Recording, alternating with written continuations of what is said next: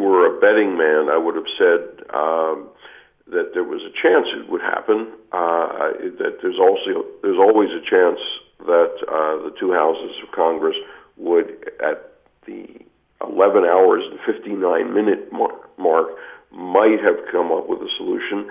And what they've done basically is that the two houses have they've played a game of chicken, and they're going to keep playing it now that the clock is over. In effect, one thing we should underscore, though, is that this does not mean that none of the government functions are taking place anymore. The Border Patrol is still patrolling the border. Air traffic controllers are still making sure planes land without running into each other, and so forth.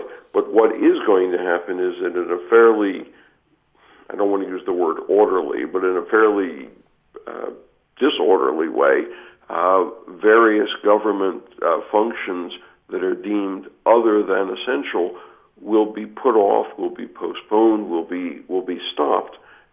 And as a result, the pressures on the two houses of Congress to come up with some sort of a solution will begin to mount.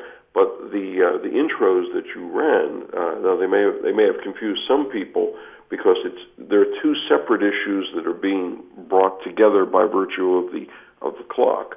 One is the failure of the Congress to pass a budget, or in this case, a continuing resolution. In other words, a sort of a miniature bridge between the old fiscal year and the new one, and the so-called debt ceiling, which is the ability of the U.S. government to have sufficient funds available to it to pay the bills that it has already incurred by previous spending. And the second one of these, if the calculations are correct, begins to come into play around the middle of the month. And when that happens, that becomes a rather more significant issue for stock markets, financial markets, and so forth.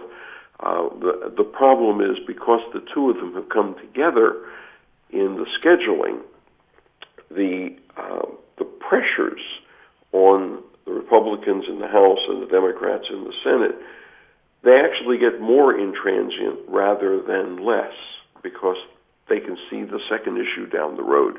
So it's a big mess, and there's no getting around it, and it shows that the U.S. government was unable to resolve its own issues sufficiently to get to a solution on this. It's quite awkward for a lot of people.